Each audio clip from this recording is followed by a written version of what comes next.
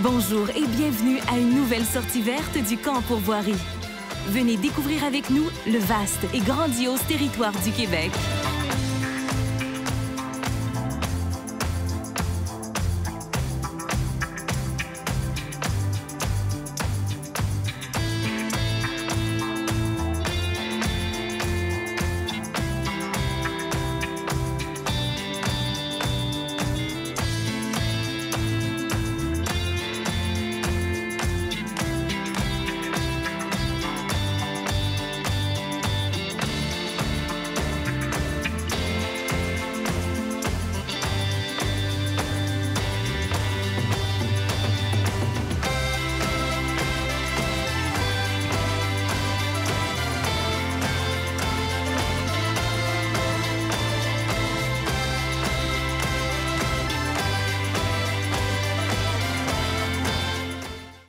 La destination vedette de la semaine se trouve en Matawini, plus précisément à Saint-Michel-des-Saints, ville où le poste d'accueil de la pourvoirie a pignon sur rue.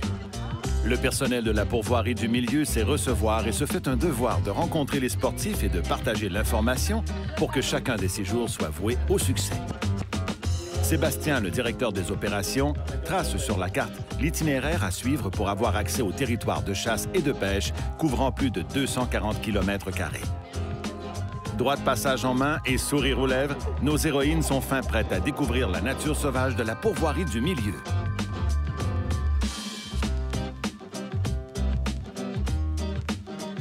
Anciennement réservée aux hommes, la chasse est aussi un sport pour dames. Marie-Claude et Vanessa ont laissé copains et enfants en ville pour un petit week-end forestier entre filles. Choisir la pourvoirie du milieu pour ses vacances, c'est avoir la possibilité de vivre dans l'un des 19 chalets modernes érigés sur l'immense territoire. Nos filles ont seulement pris le temps de déposer les bagages à l'intérieur et de revêtir le dossard. Pas de temps à perdre lorsqu'il est question de chasse au petit gibier. Le tracé de Sébastien s'avère fort utile, car la pourvoirie du milieu compte plus de 200 km de chemin de terre carrossable.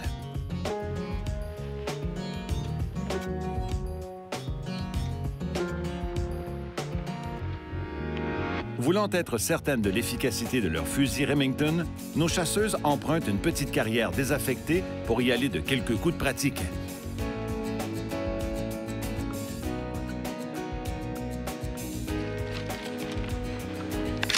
Les armes à pompe choisies en calibre 20 seront utilisées pour rejoindre la Gélina huppée qui habite en grande quantité la forêt mixte de la pourvoirie du milieu. Tu sais, les chokes, là?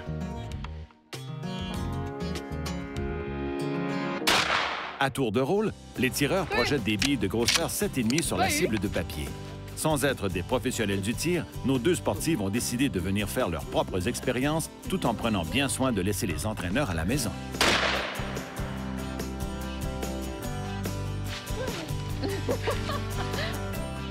Après un léger ménage des lieux, la recherche de l'oiseau à plumes peut maintenant débuter.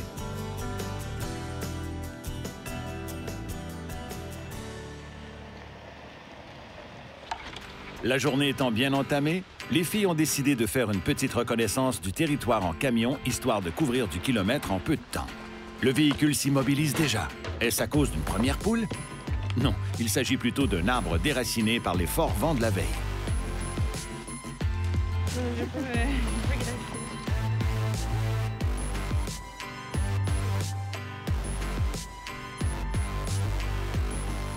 La gélinote huppée affectionne les couverts forestiers où les bouleaux et les aunes cohabitent avec les conifères. C'est d'ailleurs dans ce type de forêt qu'une première gélinote est repérée. Oh my God! Marie, tu l'as pogné-tu? Une petite silhouette aux couleurs d'automne ne semble pas trop inquiétée de la présence des dossards orangés dans les parages. Vanessa épaule doucement et attend que l'oiseau étire le cou.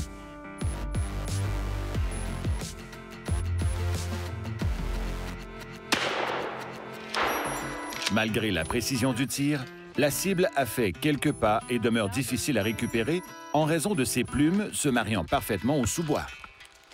Plus vers moi? Tout droit, comme ça.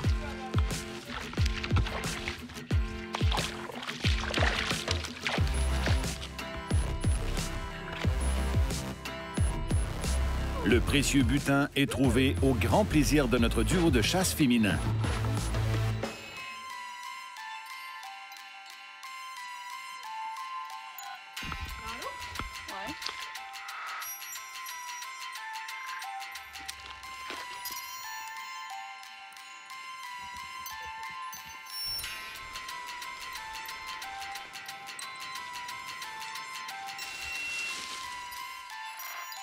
Cette petite marche productive se veut un bon départ et stimule l'équipe à faire à nouveau quelques kilomètres en camion.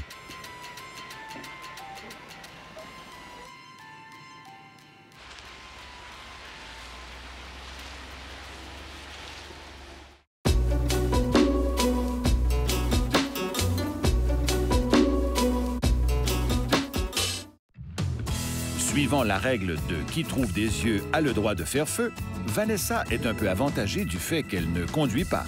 Un deuxième volatile se tient dans les buissons. Voulant être certaine du tir, la sportive prend bien son temps.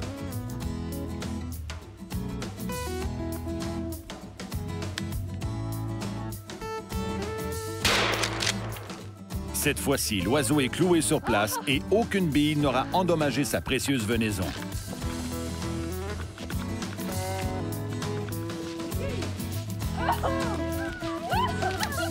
Marie-Claude partage la réussite de sa compagne car elle sait très bien que tôt ou tard, dans ce coin prometteur, son tour viendra.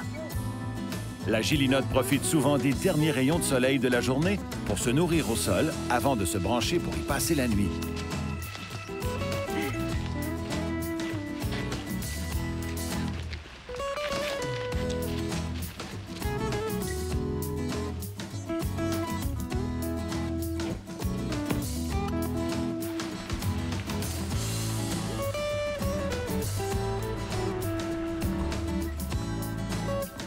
Cette fois-ci, c'est la conductrice qui a décelé la présence du coq.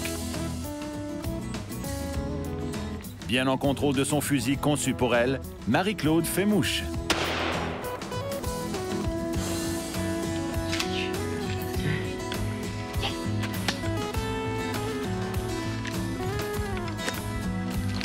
Une première récolte pour Madame Dussault qui s'ajoute aux deux oiseaux de sa compagne. Un délicieux souper est déjà assuré. La chasse au petit gibier à la pourvoirie du milieu, c'est une thérapie nature à moins de 2 heures de Montréal. Les soucis restent à l'accueil et le séjour dans ce domaine giboyeux réoxygène votre esprit.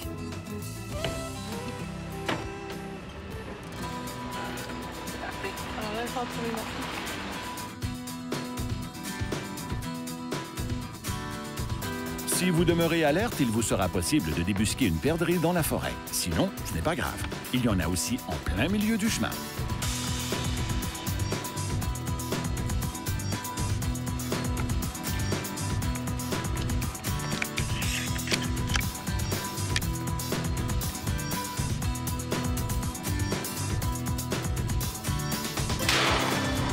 Vanessa n'aura pas besoin de sa deuxième munition, car on peut dire qu'elle a l'œil aujourd'hui. Nos félicitations, Madame Thériault.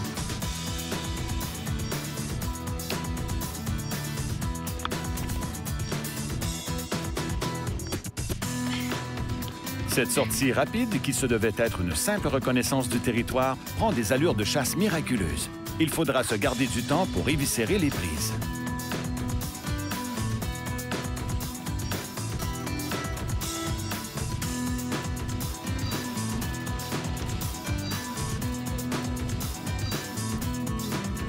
Lorsque fraîchement abattue, la poitrine de l'oiseau se dégage bien du reste du corps. Les pieds sur les ailes, on tire sur les 2 pattes et le tour est joué. En bordure de l'un des 100 lacs qui dessinent le relief de l'endroit, nos héroïnes terminent la besogne tout en se promettant de refaire à nouveau le trajet durant le forfait. Le reste de la journée se passera donc au chalet. Ah, mais elle est bouillante.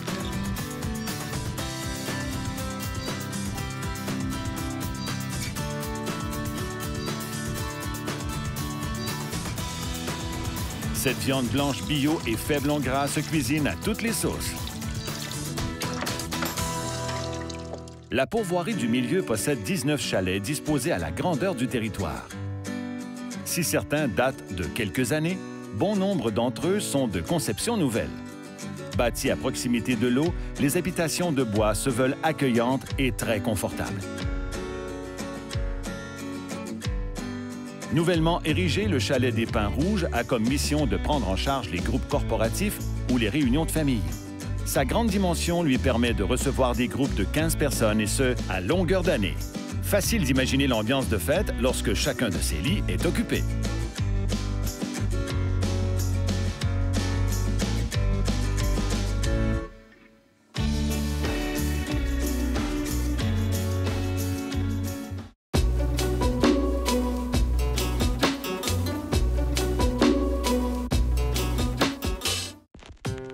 Une première journée complète se lève sur le nord de Saint-Michel-des-Saints et le soleil semble vouloir accompagner nos sportifs dans leurs aventures de filles. C'est à Sébastien que revient la responsabilité d'accompagner Vanessa et Marie-Claude à la pêche. Pile à l'heure, le directeur des opérations ne s'est pas fait tirer l'oreille bien longtemps pour quitter le bureau.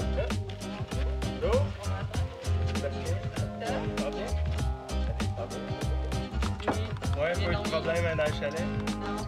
Super. Eux autres, ont du monde spécial. La pêche automnale gagne depuis peu en popularité au Québec. La beauté du décor multicolore ainsi que la clémence de Madame Météo sont des facteurs qui incitent les amateurs à étirer leur saison. Le guide propose un combiné brochet-moucheté pour l'essentiel de la journée.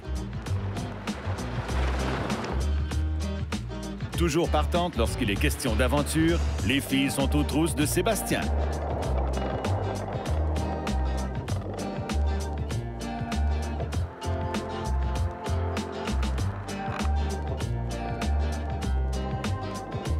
Le premier lac visité en est un qui abrite le Grand Brochet. Ce poisson combatif est présent dans plusieurs plans d'eau de l'endroit. La truite mouchetée et le doré jaune complètent à merveille le trio des espèces en présence.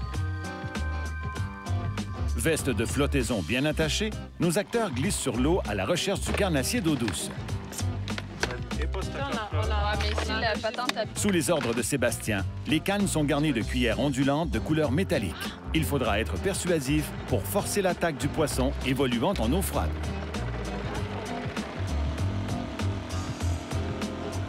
Pour être certain que l'aventure se passe en toute sécurité dans ce monde d'hameçons et de trépieds, le guide prodigue certains conseils sur les lancers, puis ensuite chacun s'élance.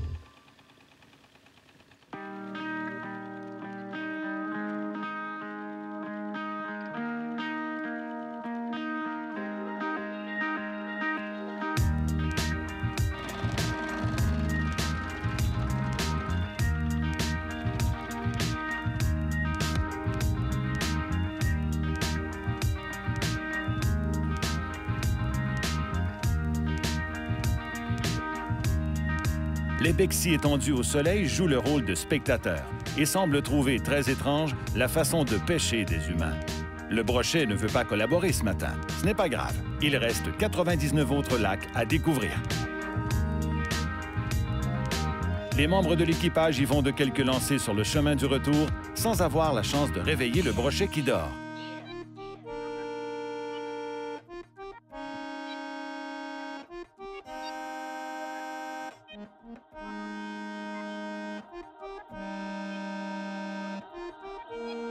Il est maintenant grand temps de changer de plan d'eau.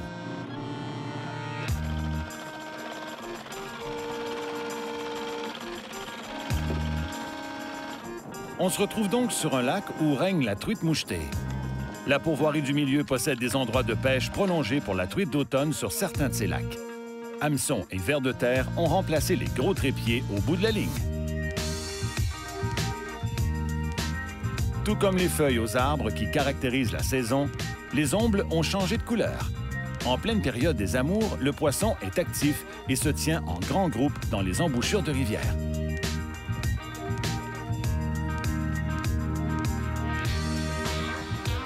Comme nous le prouve Vanessa, il y a de gros spécimens dans le lac.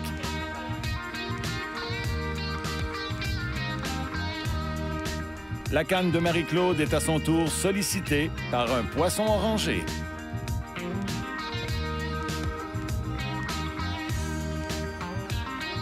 La pigmentation saillante ajoute à la qualité du trophée. L'essentiel de l'activité se fait ancrer et c'est en lançant que le pêcheur atteint les fosses. Le guide n'a plus le temps de mettre sa ligne à l'eau car ses protégés y vont de succès en succès. Nos filles ont renoué avec la truite mouchetée dans un temps de l'année où la nature est à son zénith. Cette belle journée, en bonne compagnie, tire à sa fin. Mais il faut toutefois s'attendre à voir nos héroïnes retourner à la chasse au petit gibier avant la fin de leur fin de semaine.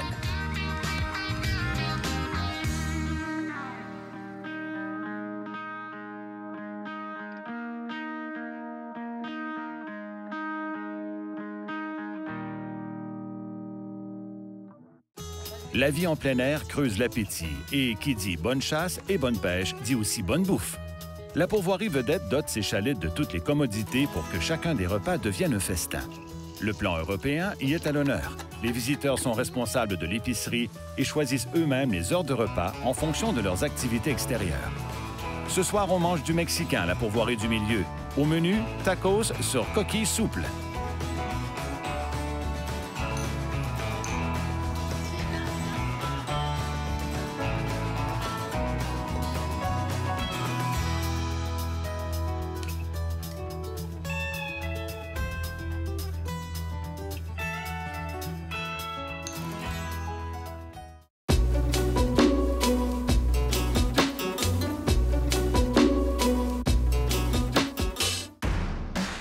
Une dernière matinée en Matawini permettra à nos deux chasseresses de combiner randonnée de VTT et chasse.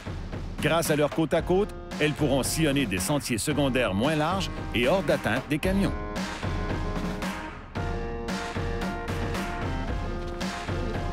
Cette fois-ci, c'est Vanessa qui conduit. Voyons voir si sa partenaire aura des yeux aussi vifs dans la recherche de gélinottes.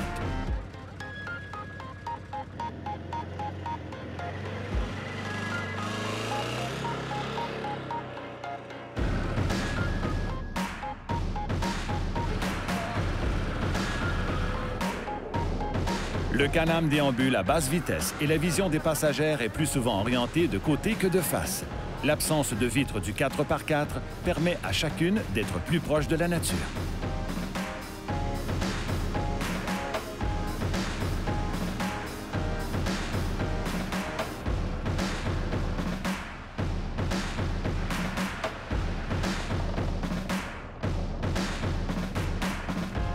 La copilote aperçut du mouvement sur le tapis de feuilles. On tombe maintenant en mode chasse.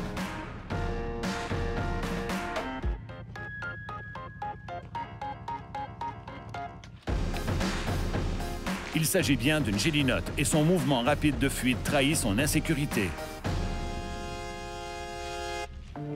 Ayant obtenu le privilège de s'exécuter de sa consoeur plus expérimentée, Vanessa attend la cible parfaite avant d'appuyer sur la détente.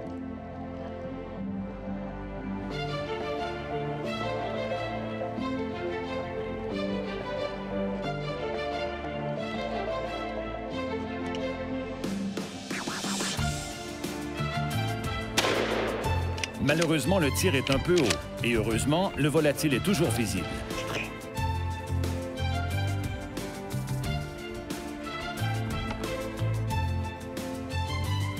J'ai les muscles. Cette fois-ci, le tir fut précis et la prise reposant au pied de l'arbre devrait être facile à récupérer.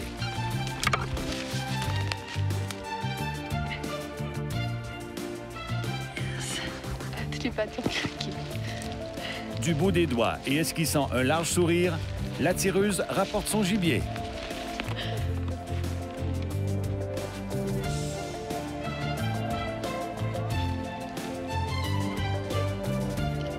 Malgré la présence hors route, il est essentiel de porter le casque de sécurité et de positionner à bord uniquement les armes déchargées. C'est la loi. Il ne faudrait pas croire que la pourvoirie du milieu élève ses perdrix. Mais ce qui est sûr, c'est que la repousse forestière en place favorise l'explosion de la population de gélinottes huppées. La chasse sportive, lorsque le coup de fusil est juste, permet de récolter quelques individus sur un territoire. Les fortes couvées du printemps comprenant jusqu'à 12 œufs par nid regarnissent le territoire année après année.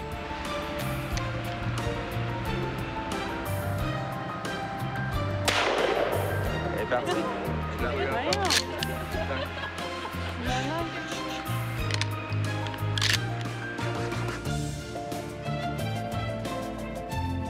Cette gélinotte juvénile est plutôt kamikaze. Malgré les coups de feu, elle reste concentrée à se nourrir. Un peu de concentration, Marie, tu es capable.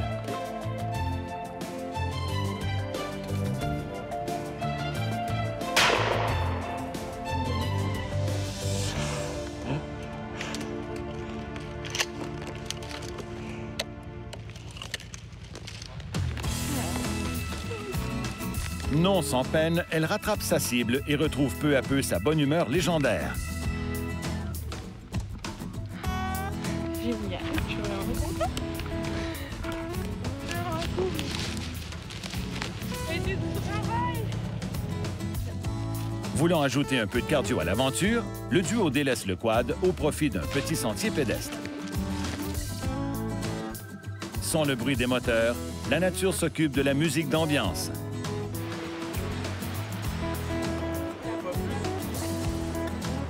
À la chasse au petit gibier lorsque l'on marche, il est vrai que l'on couvre moins de terrain. Mais on réussit souvent à déjouer des oiseaux plus méfiants en faisant moins de bruit dans nos déplacements.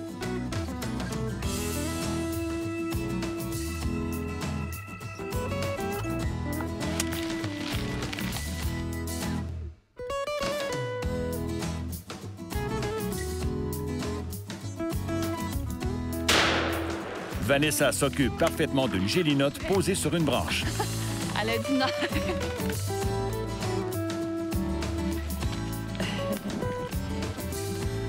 Oh yeah. Se mesurer avec la gélinotte demeure une très bonne école pour former la relève.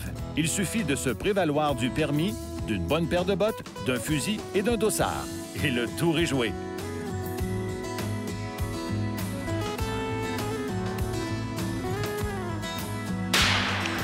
Sur cette dernière séquence d'action, l'équipe du camp en pourvoirie tient à vous remercier d'avoir été de l'aventure à la pourvoirie du milieu et vous invite la semaine prochaine pour la découverte d'une autre destination nature.